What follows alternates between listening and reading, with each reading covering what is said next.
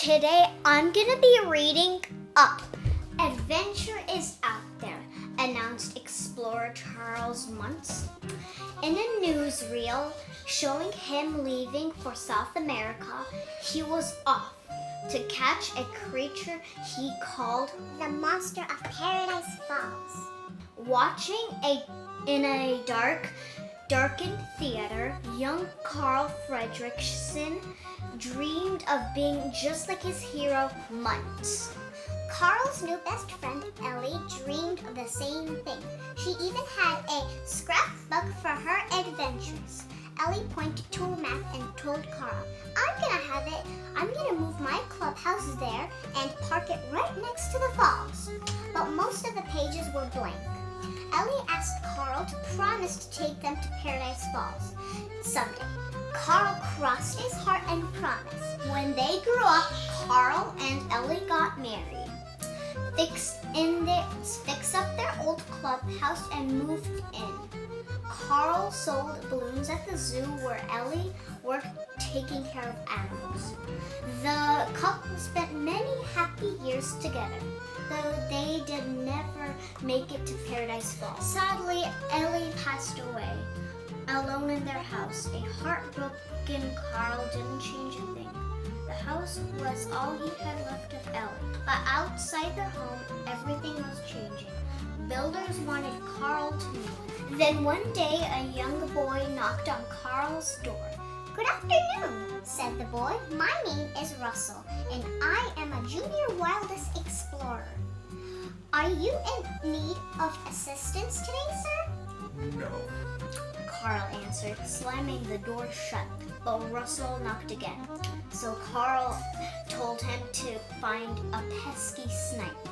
There was no such creature, but Russell didn't know that. Carl knew Russell wouldn't be bothering him for a while. That night, Carl opened Ellie's scrapbook.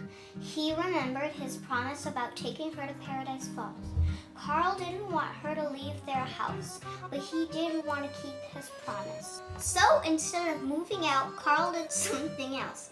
With the help of thousands and thousands of colorful balloons and a homemade steering system, Carl moved his house up into the sky.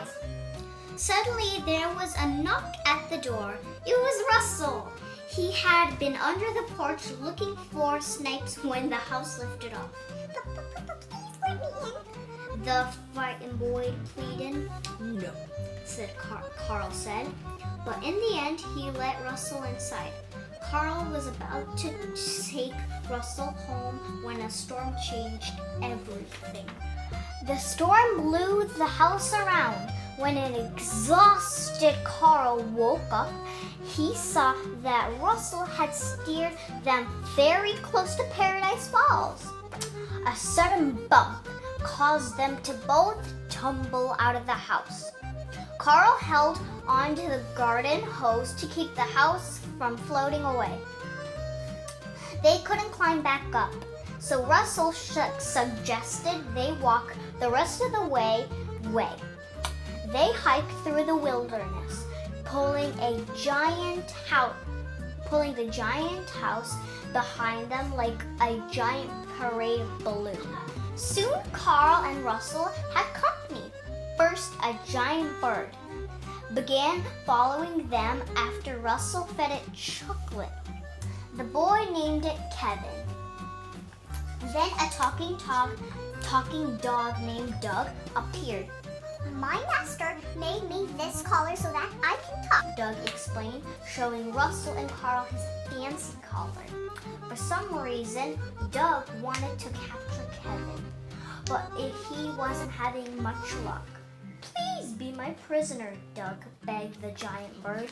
Russell was very worried about Kevin. Doug wasn't very scary, but that night the boy asked Carl to promise to keep his bird safe. Reluctantly, Carl agreed. "Cross your heart?" Russell asked.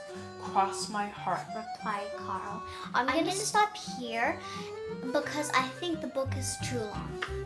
I hope you liked it.